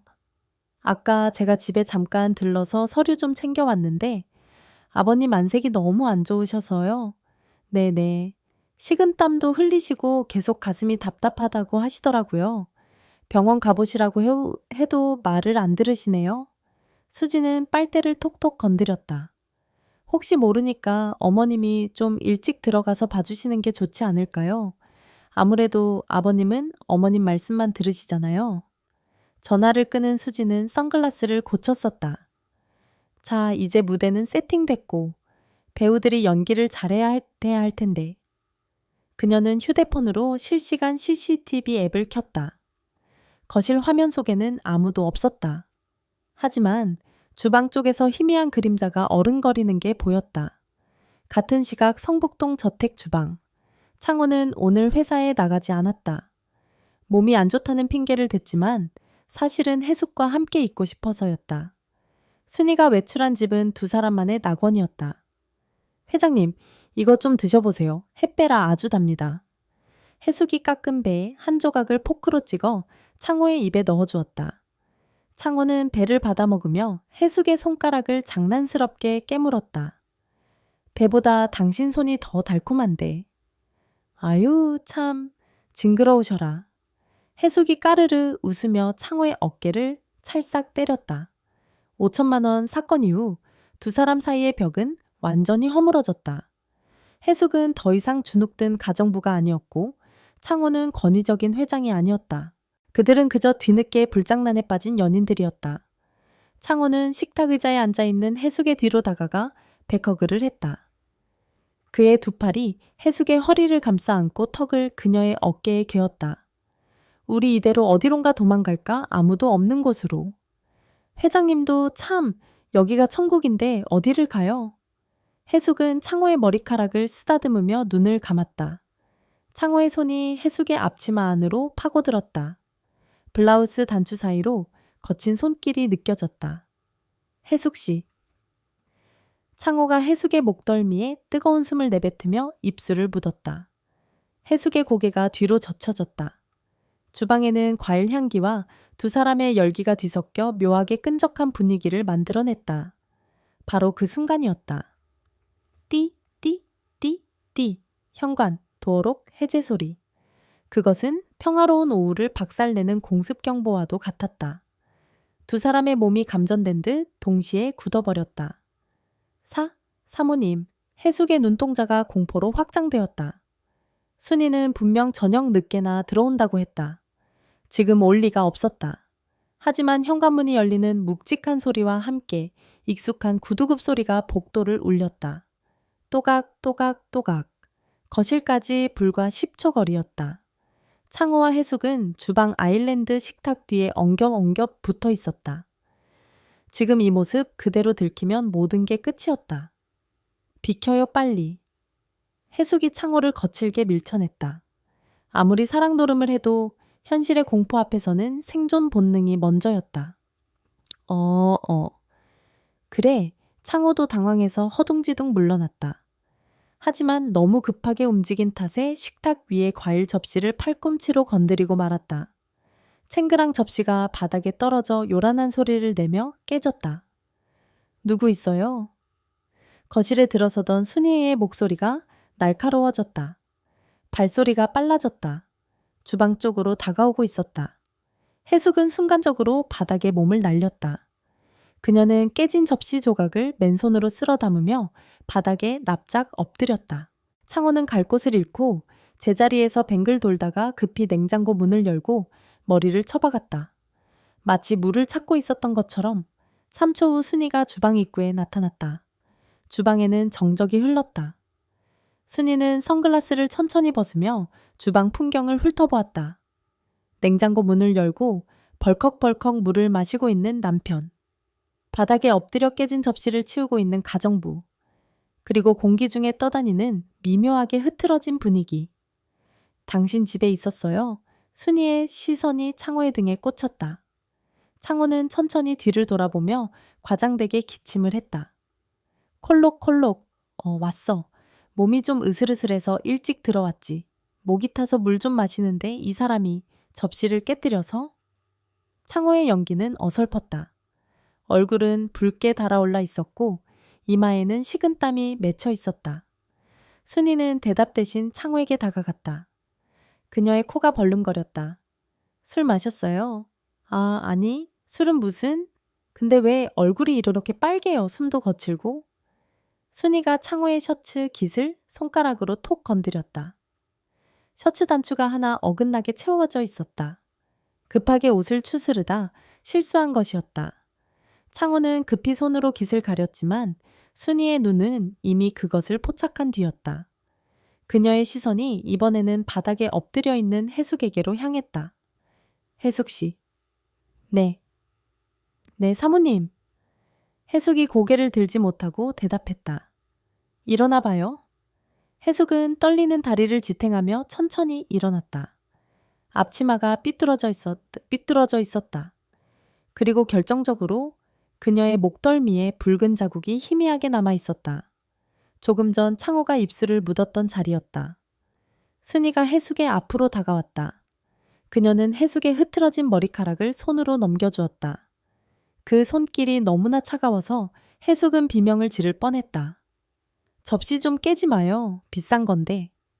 순이의 목소리는 평온했지만 그 눈빛은 해숙의 목덜미 자국을 집요하게 응시하고 있었다. 그리고 주방에서 이상한 냄새가 나네? 네, 무슨 냄새가? 음식 냄새 말고. 순이가 코를 킁킁거리며 비릿하게 웃었다. 발정난 짐승 냄새 같은 거? 쿵. 해숙의 심장이 바닥으로 떨어졌다. 황이 좀 시켜요. 역하니까. 순이는 핸드백을 고쳐매고 2층으로 올라갔다. 또각또각또각. 그녀의 발소리가 완전히 사라질 때까지 창호와 해숙은 숨조차 제대로 쉬지 못했다. 해숙은 다리에 힘이 풀려 싱크대를 잡고 주저앉았다. 창호는 마른 세수를 하며 긴 한숨을 내뱉었다. 들켰다. 확실한 증거는 없었지만 여자의 육감은 그 무엇보다 무서운 증거였다. 그리고 거실 장식장 위. 검은색 디퓨저 속에 숨겨진 카메라 렌즈가 공포에 질린 두 사람의 표정을 놓치지 않고 붉은 불빛을 깜빡이며 기록하고 있었다. 오전 10시. 해숙의 휴대폰이 짧게 진동했다. 사진 1장. 발신자는 작은 사모님 강수진이었다. 설거지를 하던 해숙은 고무장갑을 낀 채 무심코 화면을 확인했다가 심장이 멎는 듯한 충격에 그 자리에 얼어붙었다. 사진은 며칠 전 오후 거실 소파에 앉아있는 창호와 그 옆에 바짝 붙어 과일을 먹여주는 해숙의 모습을 위에서 아래로 찍은 앵글이었다. 화질은 소름 끼칠 정도로 선명했다. 두 사람의 표정에 담긴 은밀한 정욕까지 고스란히 담겨 있었다. 지금 청담동 에스카페 2기비로로 오세요. 30분 드려요. 늦으면 이 사진 어머님 휴대폰으로 전송됩니다. 해숙은 덜덜 떨리는 손으로 고무장갑을 벗어 던졌다. 앞치마를 풀 새도 없이 허둥지둥 가방을 챙겼다. 눈앞이 캄캄했다. 올 것이 왔다. 청담동의 프라이빗 룸 카페. 무거운 원목 문을 열고 들어서자 냉기 가득한 에어컨 바람이 해숙을 맞이했다. 수지는 창가 자리에 다리를 꼬고 앉아 있었다. 그녀의 앞에는 차가운 아이스 아메리카노 한 잔과 태블릿 PC가 놓여 있었다. 앉아요, 아줌마. 수지는 시선조차 주지 않는 채 건조하게 말했다. 해숙은 죄인처럼 고개를 숙이고 맞은편 의자에 조심스럽게 엉덩이를 걸쳤다. 자, 작은 사모님, 이건 오해입니다. 제가 설명. 수진이 피식 웃으며 태블릿 PC에 화면을 켰다. 동영상이 재생되었다. 우리 이대로 어디론가 도망갈까? 회장님도 참 여기가 천국인데 어디를 가요? 창호의 목소리와 해숙의 애교 섞인 대답, 그리고 이어지는 낯뜨거운 스킨십. 적나라한 음성과 영상이 조용한 룸 안에 울려 퍼졌다. 해숙은 귀를 막고 싶었다. 수치심에 얼굴이 불타오르는 것 같았다. 수진이 정지 버튼을 눌렀다. 탁 소리와 함께 영상이 멈췄다. 설명해 보세요. 이게 무슨 오해인지. 해숙은 아무 말도 할 수 없었다. 입술이 파르르 떨렸다. 변명의 여지가 없는 완벽한 증거였다. 죄송합니다. 죽을 죄를 지었습니다. 해숙은 의자에서 내려와 바닥에 무릎을 꿇었다. 차가운 대리석 바닥에 냉기가 무릎을 타고 올라왔다. 제가 미쳤었습니다. 당장 짐 싸서 나가겠습니다. 오늘 바로 그만두겠습니다. 제발 사모님께만은 비밀로 해주십시오. 해숙은 바닥에 이마를 대고 빌었다. 순이가 알게 되는 순간 겪어야 할 망신과 몸열감, 그리고 혹시라도 모를 법적 소송이 두려웠다. 하지만 수진의 반응은 의외였다. 누구 맘대로 나가요? 수진의 차가운 목소리가 해숙의 정수리에 꽂혔다. 네, 일어나요. 꼴사납게 바닥에서 뭐하는 짓이야. 해숙은 멍한 표정으로 고개를 들었다. 수진은 턱을 괴고 해숙을 내려다보고 있었다. 그 눈빛은 경멸을 넘어선 아주 실용적인 계산을 끝낸 장사꾼의 눈빛이었다. 아줌마가 나가면 내 계획은 누가 도와주는데요? 계획이라니요. 생각해봐요. 아줌마가 쫓겨나면 아버님이 가만히 계실까 분명히 밖에서 따로 집을 구해주시겠죠. 그럼 두 분은 더 자유롭게 만날 테고 아버님 돈은 밖으로 줄줄 새겠네. 수지는 빨대로 얼음을 휘휘 저으며 말을 이었다. 나는 그런 꼴 못 봐요. 우리 남편 몫으로 돌아올 유산이 늙으니 노망 때문에 줄어드는 거 절대 용납 못한다고요. 해숙은 혼란스러웠다. 그럼 저보고 어쩌라는? 수진이 상체를 앞으로 숙였다. 뱀처럼 서늘한 미소가 그녀의 입가에 걸렸다. 그 집에 계속 있어요. 평소랑 똑같이 일해요. 아버님 비위도 계속 맞춰드리고. 네, 대신 내 개가 되세요. 수지는 가방에서 서류 봉투 하나를 꺼내 테이블 위에 던졌다. 아버님 금고 비밀번호 차명계좌 통장 위치 새로 매입하려는 땅 문서. 아버님 서재에 있는 모든 돈과 관련된 정보를 나한테 보고해요. 하나도 빠짐없이. 그것은 스파이 노릇을 하라는 요구였다. 해숙은 고개를 세차게 저었다. 못합니다. 회장님을 배신하라고요? 그럴 수는 없습니다. 배신 아줌마는 이미 배신자잖아. 사모님 배신하고 남편이랑 놀아난 주제에 이제 와서 의리라도 지키시겠다. 수지는 코웃음을 치며 서류 봉투에서 종이 한 장을 더 꺼냈다. 그것은 해숙의 아들 박태호에 관한 경찰 조서 사본이었다. 박태호 씨, 투자 사기 혐의로 고소장 접수되기 직전인 거 아세요? 친구들 돈 끌어다 쓴 거, 그거 그냥 빚이 아니라 사기예요. 피해 금액이 커서 구속 수사는 피할 수 없을 텐데. 해숙의 눈이 휘둥그레졌다. 빚만 있는 줄 알았는데 사기라니. 구속이라니. 아줌마가 내 말 잘 들으면 내가 아는 변호사 써서 합의 보고 집행유예로 빼줄게요. 5천만 원 빚도 내가 막아줄 수 있어요. 수지는 해숙의 눈앞에 당근과 채찍을 동시에 흔들었다. 하지만 거절하면 이 동영상은 어머님한테 가고 아들놈은 감옥 가고 아줌마는 상간녀 소송으로 위자료 물어내느라 길거리에 나앉게 되겠죠. 선택지는 없었다. 이것은 협상이 아니라 일방적인 통보였다. 해숙의 손이 덜덜 떨렸다. 창호가 줬던 사랑과 신뢰 그리고 아들의 인생, 저울질할 수조차 없는 잔인한 거래였다. 하겠습니다. 해숙은 기어들어가는 목소리로 대답했다. 눈에서 뜨거운 눈물이 뚝 떨어져 테이블을 적셨다. 잘 생각했어요. 아, 그리고 조건이 하나 더 있어요. 수진이 휴대폰을 챙겨 일어나며 말했다. 앞으로 아버님하고 잘 때 피임 확실히 하세요. 혹시라도 늦둥이라도 생겨서 재산 나눠 가질 생각했다가는 그날로 아줌마 아들 손목 날아가는 줄 알아요. 수지는 해숙의 어깨를 툭툭 치고 룸을 나갔다. 닫힌 문 뒤에 홀로 남겨진 해숙은 소리 없는 비명을 질렀다. 그녀는 이제 박창호의 연인이 아니었다. 강수진의 첩자이자 벗어날 수 없는 감옥에 갇힌 죄수였다.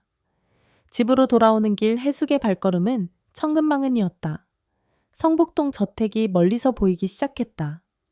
예전에는 안락한 직장이었고 최근에는 달콤한 사랑의 보금자리였던 그곳이 이제는 거대한 괴물의 입처럼 보였다. 현관문을 열고 들어서자 거실 소파에 앉아있던 창호가 반색하며 일어났다. 혜숙 씨 어디 갔다 왔어? 한참 찾았잖아. 창호가 다가와 혜숙의 손을 잡았다. 그 따뜻한 온기가 이제는 화상 입을 듯 고통스럽게 느껴졌다. 잠깐 장 좀 보고 왔습니다. 혜숙은 창호의 눈을 피하며 손을 슬그머니 뺐다. 왜 그래? 무슨 일 있어? 안색이 안 좋은데? 창호가 걱정스럽게 물었다.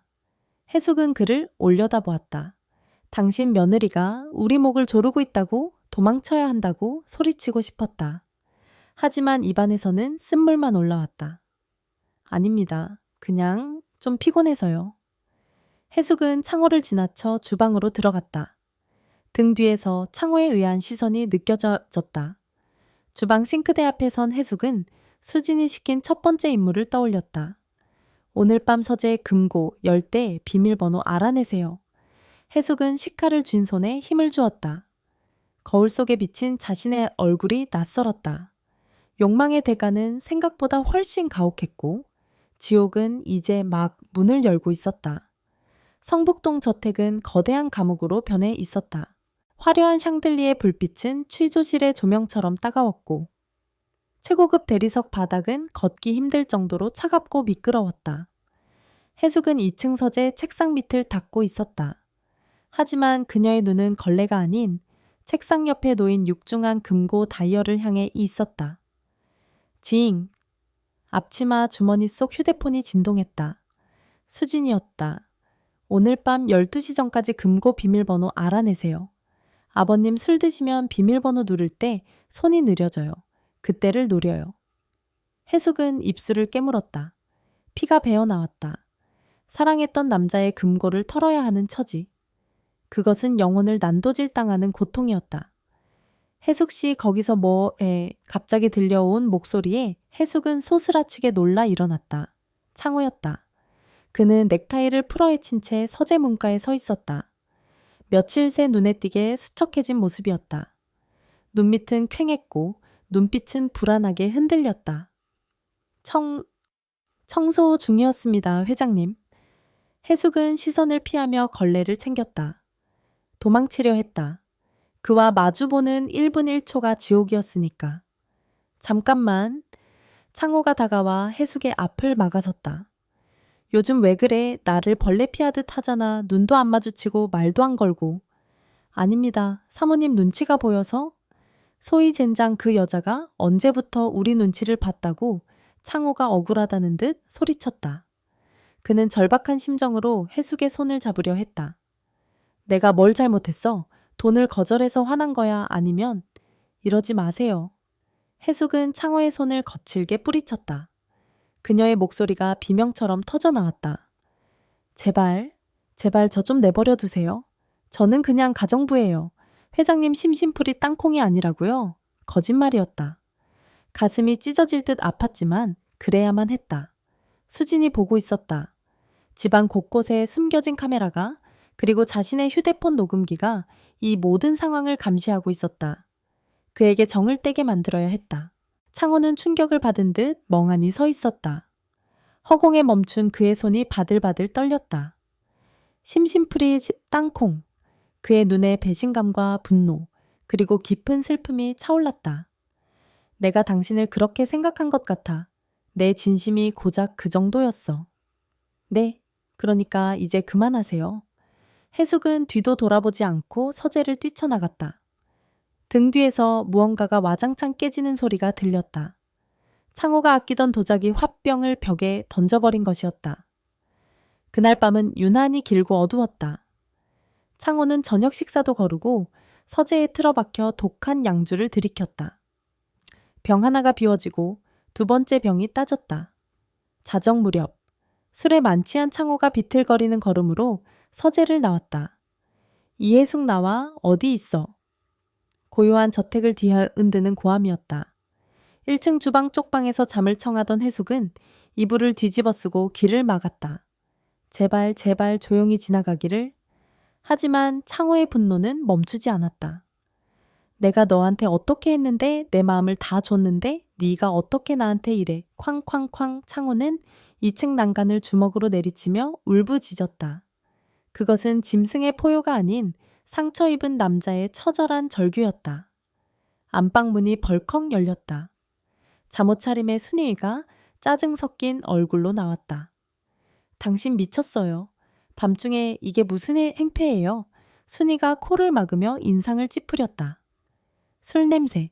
어유 지긋지긋해. 곱게 늙지를 못하고. 그래, 나 미쳤다. 다 너 때문이야. 네가 나를 외롭게 만들었잖아. 이 집구석은 냉골이야 사람 사는 집이 아니라고. 창호는 순이를 향해 손가락질하며 소리쳤다. 하지만 그의 시선은 순이 넘어 1층 주방 쪽을 향해 있었다. 해숙이 듣기를 바라는 외침이었다. 여보, 진정해요. 혈압 올라요. 순이는 짐짓 걱정하는 척했지만 그녀의 눈은 경멸로 가득 차 있었다. 가정부 뭐해? 회장님 취하셨잖아. 물 좀 가져와. 순이가 아래층을 향해 소리쳤다. 해숙은 더 이상 숨어 있을 수 없었다. 그녀는 떨리는 몸을 일으켜 방문을 열었다. 계단 아래에 선 해숙의 눈에 난간을 붙잡고 위태롭게 서 있는 창호의 모습이 들어왔다. 그는 금방이라도 쓰러질 것 같았다. 회장님, 물 가져오겠습니다. 해숙이 기어들어가는 목소리로 말했다. 그 목소리를 들은 창호가 비틀거리며 계단을 내려오기 시작했다. 해숙 씨. 그의 눈빛이 순식간에 애원으로 바뀌었다. 가지마. 나 버리지 마. 너마저 없으면 난 죽어. 창호는 계단 중간에서 발을 헛디뎠다. 쿠당탕. 육중한 몸이 계단 몇 개를 굴러어 떨어졌다. 회장님. 해숙은 비명을 지르며 달려갔다. 순이도 놀라서 입을 막았다. 다행히 바닥에 카펫이 깔려 있어 큰 부상은 아니었지만 창호는 바닥에 대자로 뻗어 신음하고 있었다. 해숙은 창호의 머리를 감싸 안았다. 이마가 찢어져 피가 흐르고 있었다. 회장님, 정신 차리세요. 괜찮으세요? 해숙의 눈에서 눈물이 뚝뚝 떨어져 창호의 얼굴을 적셨다. 연기가 아니었다. 첩자 노릇도 협박도 잊은 본능적인 슬픔이었다. 창호는 흐릿한 눈으로 해숙을 올려다보았다. 피 묻은 손을 들어 올려 해숙의 뺨을 어루만졌다. 울지마. 당신 우는 거 싫어. 그 순간 계단 위에서 순이가 싸늘하게 내려다보고 있었다. 그녀는 남편을 걱정하는 표정이 아니었다. 남편의 피 묻은 손이 가정부의 뺨을 애틋하게 만지는 그 장면을 기이할 정도로 차분하게 관찰하고 있었다. 그리고 그 시선보다 더 무서운 시선이 있었다. 거실 장식장 위 디퓨저, 그리고 천장 모서리의 화재 감지기 속에 숨겨진 카메라 렌즈. 수지는 자신의 침대에서 태블릿으로 이 모든 광경을 지켜보고 있었다. 와우, 대박이네. 눈물 없인 못 보겠어. 수지는 와인잔을 흔들며 킬킬거렸다. 화면 속 피 흘리는 시아버지와 그를 안고 오는 가정부의 모습은 한편의 막장 드라마보다 더 자극적이었다. 근데 아줌마 너무 몰입하신 거 아니야. 내가 분명히 선 지키라고 했는데. 수진의 눈매가 매섭게 변했다. 화면 속 해숙이 창호를 부축해 일으키려 하고 있었다. 그때 창호의 재킷 안주머니에서 수첩 하나가 툭 떨어졌다. 해숙은 본능적으로 그것을 집어들었다. 순간 수진의 문자가 도착했다. 그 수첩이에요. 챙겨요. 해숙은 멈칫했다. 피 흘리는 연인을 안고 있는 이 순간에도 악마의 지령은 멈추지 않았다. 창호는 정신을 잃어가고 있었고 순이는 구급 상자를 찾으러 잠시 자리를 비운 상태였다. 해숙은 떨리는 손으로 그 수첩을 자신의 앞치마 주머니에 구겨 넣었다. 자신의 영혼을 쓰레기통에 처박는 기분이었다. 미안해요. 정말 미안해요. 해숙은 정신을 잃은 창호의 가슴에 얼굴을 묻고 오열했다. 그녀의 주머니 속 수첩이 마치 불덩이처럼 뜨겁게 허벅지를 태우고 있었다. 지옥은 바로 이곳이었다. 삐삐삐 규칙적인 기계음만이 감도는 VVB 병실. 하얀 시트 위에 누운 박창호 회장은 마치 밀랍 인형처럼 창백했다. 계단 낙상 사고로 인한 뇌진탕, 그리고 극심한 스트레스로 인한 일시적 뇌허혈 발작이었다. 다행히 생명에는 지장이 없었지만 그는 사흘째 기력을 회복하지 못하고 있었다. 병실 소파에는 최순희 여사가 앉아 있었다. 그녀는 남편의 상태를 걱정하기보다는 자신의 명품 가방에 병원 냄새가 벨까봐 전전긍긍하는 모습이었다. 아유, 이 냄새. 정말 머리가 지끈거려서 못 있겠네. 순이는 향수 냄새가 나는 손수건으로 코를 막으며 짜증스럽게 중얼거렸다. 혜숙 씨, 나 잠깐 나갔다 올 테니까 회장님 잘 보고 있어요. 기저귀 갈 때 되면 간호사 부르지 말고 당신이 알아서 해요. 남사스럽게 젊은 간호사들한테 남편 아랫돌이 보이기 싫으니까. 순이는 혐오감이 가득한 표정으로 지시를 내리고는 뒤도 돌아보지 않고 병실을 빠져나갔다. 친구들과의 브런치 약속이 더 중요한 모양이었다. 병실 문이 닫히자 해숙은 참았던 숨을 토해냈다. 그녀는 물수건을 짜서 창호의 침대 곁으로 다가갔다. 회장님, 죄송해요. 저 때문에. 해숙은 의식 없이 잠든 창호의 얼굴을 조심스럽게 닦았다. 이마에 붙은 거즈 헬쑥해진 볼 메마른 입술. 며칠 전만 해도 욕망에 불타오르던 그 생명력 넘치던 남자는 온데간데 없었다. 그때 창호의 손가락이 미세하게 움직였다. 천천히 아주 힘겹게 그의 눈꺼풀이 들어 올려졌다. 초점 없는 눈동자가 허공을 맴돌다 해숙의 얼굴에 고정되었다. 해숙 씨, 갈라진 목소리였다. 해숙은 급히 창호의 손을 잡았다. 네, 회장님, 저예요. 알아보시겠어요. 창호는 대답 대신 희미하게 미소를 지으려 애썼다. 하지만 그 미소는 이내 고통스러운 표정으로 바뀌었다. 그는 자신의 손을 잡고 있는 해숙의 손등에 떨어진 눈물을 느꼈다. 왜? 안 갔어? 창호가 힘겹게 물었다. 네, 가라고 했잖아. 그 돈 가지고 멀리 가라고? 창호는 알고 있었다. 해숙이 자신을 피했던 이유, 겁에 질려 있던 눈빛. 누군가가 아마도 집안 식구 중 누군가가 해숙을 압박하고 있다는 것을 짐작하고 있었다. 그래서 그날 밤 그녀를 내보내려 했던 것이다. 제발 가. 이 지옥 같은 집에서 나가. 창호가 해숙의 손을 밀어내려 했다. 힘없는 손길이었지만 그 안에 담긴 의지는 확고했다. 그것은 사랑하는 여자를 지키려는 남자의 마지막 배려였다. 해숙의 가슴이 무너져 내렸다. 도망치고 싶었다. 당장이라도 짐을 싸서 이 숨 막히는 현실에서 벗어나고 싶었다.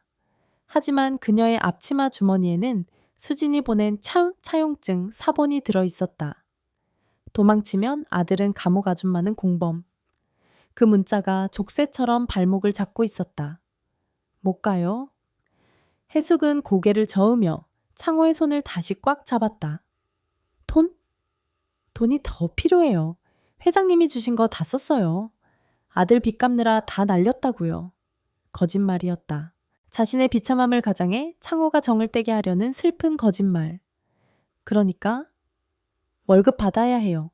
여기서 일해야 한다고요. 해숙은 독하게 마음먹고 차가운 말을 내뱉었다. 창호의 눈동자가 흔들렸다. 실망감, 배신감, 그리고 연민이 뒤섞인 복잡한 눈빛이었다. 정말 돈 때문이야. 네. 그러니까 쫓아내지 마세요. 시키는 건 뭐든지 다 할 테니까. 창호는 힘없이 눈을 감았다. 잡고 있던 해숙의 손에서 힘이 빠져나갔다. 그래. 알았어. 마음대로 해. 그는 돌아 누웠다. 좁은 등판이 외롭게 떨리고 있었다. 해숙은 입을 틀어막고 소리 없는 오열을 삼켰다. 잠시 후 해숙은 병실 밖 비상구 계단으로 나왔다. 어두운 계단참에는 강수진이 기다리고 있었다. 그녀는 병문안 온 며느리 코스프레를 하고 있었지만 해숙을 보는 눈빛은 사채업자보다 더 살벌했다. 가져왔어요. 수진이 손을 내밀었다. 해숙은 품속에서 작은 검은색 수첩을 꺼냈다. 창호가 낙상하던 날밤 바닥에 떨어졌던 그 비밀 수첩이었다. 그 안에는 창호의 차명 계좌 번호와 비자금 관리 내역이 빼곡히 적혀 있었다. 수지는 수첩을 넘겨보며 환한 미소를 지었다. 빙고, 역시 우리 아줌마는 일처리가 확실하다니까. 수지는 수첩을 자신의 명품백에 챙겨 넣었다. 이걸로 아버님은 끝났어요. 이제 꼼짝없이 제 손바닥 아니에요. 약속, 지키세요. 제 아들 건드리지 않겠다고. 해숙이 메마른 목소리로 말했다. 걱정 마세요. 난 비즈니스 파트너는 확실히 챙기니까. 아, 그리고 수진이 계단을 내려가다 멈춰 섰다. 아버님, 퇴원하시면 당분간 거동이 불편하실 거예요. 간병인 따로 안 쓸 거니까 아줌마가 전담해요. 네, 그건 너무... 왜요? 싫어요. 사랑하는 사람 똥오줌 받아내는 건데 영광 아닌가. 수진이 비릿하게 웃었다. 그리고 어머님한테는 내가 잘 말해둘게요. 아줌마가 돈이 급해서 굳은 일도 마다하지 않는 충직한 한여라고. 그럼 의심 안 하실 테니까. 수지는 콧노래를 흥얼거리며 사라졌다. 일주일 후 창호는 퇴원했다. 하지만 그는 더 이상 예전의 위풍당당한 회장님이 아니었다. 오른쪽 팔다리에 약간의 마비가 왔고 말도 조금 어눌해졌다. 무엇보다 눈빛이 죽어 있었다. 성북동 저택 1층 안방. 해숙은 창호의 휠체어를 밀고 들어왔다. 순이는 냄새난다며 이미 2층으로 거처를 옮긴 뒤였다. 부부는 이제 층을 달리해 완벽한 남남처럼 살게 되었다. 식사하세요, 회장님. 해숙이 죽을 떠서 창호의 입가에 가져갔다. 창호는 입을 굳게 다물고 해숙을 노려보았다. 나가, 어눌한 발음이었다. 드셔야 기운을 차리시죠. 너 꼴 보기 싫어, 나가. 창호가 손을 휘저어 죽그릇을 쳐냈다. 쨍그랑 바닥에 휜죽이 쏟아졌다. 해숙은 아무 말 없이 무릎을 꿇고 깨진 그릇 조각을 줍기 시작했다. 그녀의 모습은 일장, 처음 와인잔을 깨뜨렸던 그날과 겹쳐 보였다. 하지만 그때와 달리 지금 두 사람 사이에는 건널 수 없는 강이 흐르고 있었다. 죄송합니다. 해숙은 기계처럼 사과를 반복했다. 그 모습을 지켜보던 창호의 눈에서 한 줄기 눈물이 흘러내렸다. 그는 알고 있었다. 자신이 분노해서 그릇을 깬 것이 아니라 사랑하는 여자가 자신 때문에 저렇게 비참하게 망가지는 꼴을 더 이상 볼 수 없어서 밀어낸 것임을. 하지만 해숙은 나가지 않았다. 아니, 나갈 수 없었다. 그녀는 묵묵히 바닥을 닦고 다시 새죽을 가져왔다. 그리고 아무 일 없었다는 듯 다시 숟가락을 내밀었다. 이것은 간병이 아니었다. 형벌이었다. 서로 사랑했던 두 남녀가 한 공간에 갇혀 서로의 무너지는 모습을 실시간으로 지켜봐야 하는 잔인한 형벌. 2층 테라스에서 수지는 와인잔을 기울이며 그 광경을 CCTV로 지켜보고 있었다. 해피엔딩이네. 늙은이는 식물인간 되고 첩은 노예가 되고 유사는 우리 부부 차지가 되고 그녀의 잔인한 건배사가 가을바람에 흩어졌다. 1년이 지났다. 성북동 저택의 정원에는 다시 가을이 찾아왔다. 붉게 물든 단풍잎들이 바닥에 흩날렸지만 그것을 치우는 빗자루 소리만이 고요한 저택의 침묵을 깰 뿐이었다. 해숙은 마당을 쓸고 있었다. 지난 1년 사이 그녀는 10년은 더 늙어 보였다. 윤기 흐르던 검은 머리에는 흰 눈이 내려앉았고 꼿꼿했던 허리는 구부정해졌다. 생기 넘치던 눈빛은 탁하게 죽어 마치 영혼이 빠져나간 껍데기 같았다. 아줌마, 여기 낙엽 좀 더 꼼꼼히 쓸어요. 지저분하게 이게 뭐예요? 2층 테라스에서 날카로운 목소리가 떨어졌다. 강수진이었다. 그녀는 이제 이 집의 실질적인 안주인이었다. 시어머니 순이인은 여전히 명품과 사교 모임에 빠져 살았지만 집안의 모든 경제권과 결정권은 며느리 수진의 손아귀에 들어간 지 오래였다. 네, 알겠습니다. 해숙은 기계처럼 대답하고 다시 비지를 했다. 그녀의 아들 태우는 수진이 고용한 변호사 덕분에 감옥행을 면했다. 집행유예로 풀려났지만 그 대가는 혹독했다. 해숙은 아들의 목숨줄을 쥔 수진에게 영원히 종속된 노예가 되었다. 월급은 아들의 빚편제로 자동 차감되었고 그녀에게 남는 것은 최소한의 용돈뿐이었다. 하지만 돈보다 더 무서운 건 죄책감이라는 감옥이었다. 오후 3시. 거실 소파에는 박창호 회장이 앉아 있었다. 그는 뇌졸중 후유증에서 꽤 회복되었지만 오른쪽 다리를 약간 절었고 지팡이 없이는 걷기 힘들었다. 하지만 더 큰 변화는 그가 말을 잃어버렸다는 것이다. 의학적으로는 문제가 없었다. 그는 단지 입을 다물기로 결심한 사람처럼 보였다. 하루 종일 창밖을 응시하며 누군가를 기다리는 듯했지만 정작 그 기다리던 사람이 다가오면 고개를 돌려버렸다. 회장님, 약 드실 시간입니다. 해숙이 물컵과 알약을 들고 다가갔다. 창호의 시선이 천천히 해숙에게 닿았다.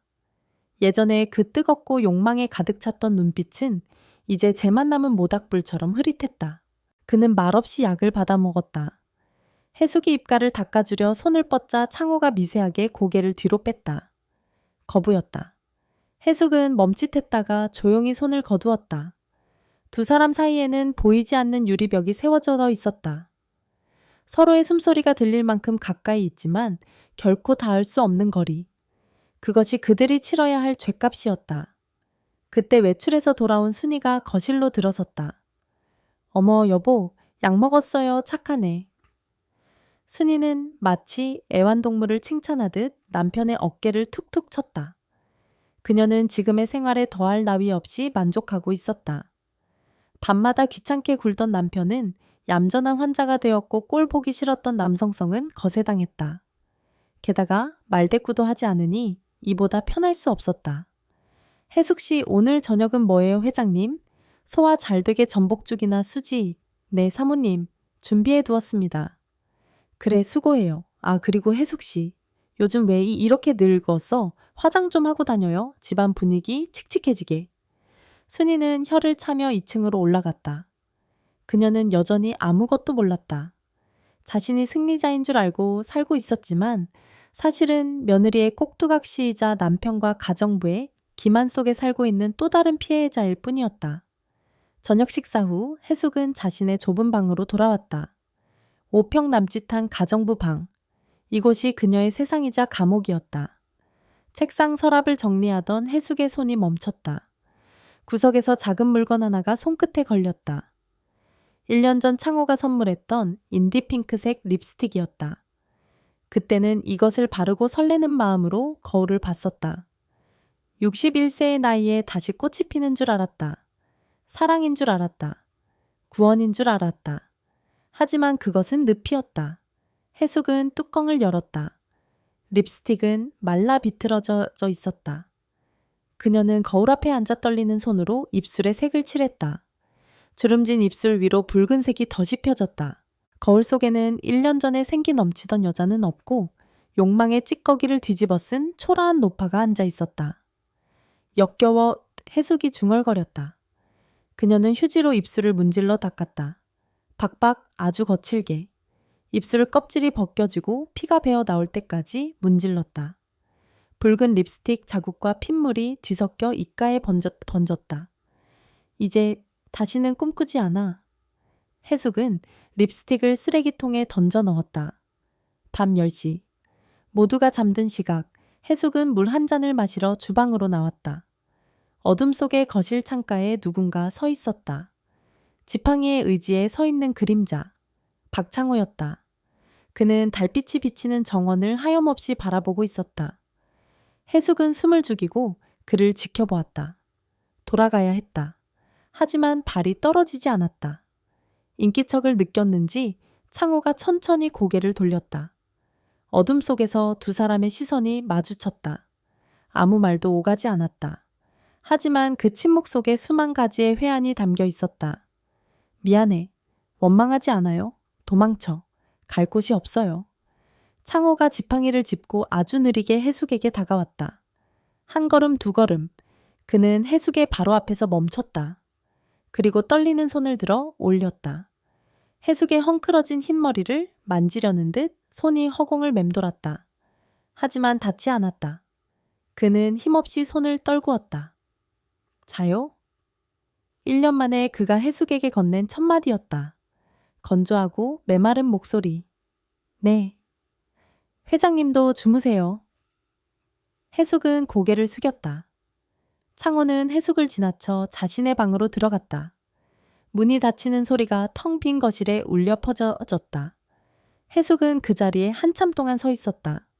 창호가 서 있었던 창가로 다가갔다. 유리창 너머로 자신의 얼굴이 비쳤다. 무표정한 얼굴, 체념한 눈동자. 그녀는 내일 아침에도 6시에 일어날 것이다. 된장찌개를 끓이고 청소를 하고 수진에게 보고를 하고 순희의 비위를 맞출 것이다. 그리고 창호와 마주 앉아 닿을 수 없는 밥상을 차릴 것이다. 이것은 끝나지 않을 형벌이었다. 잘못된 사랑을 탐한 대가로 받은 죽는 날까지 이어질 무기징역. 해숙은 불을 끄고 어둠 속으로 걸어 들어갔다. 성북동 저택은 거대한 무덤처럼 고요했다.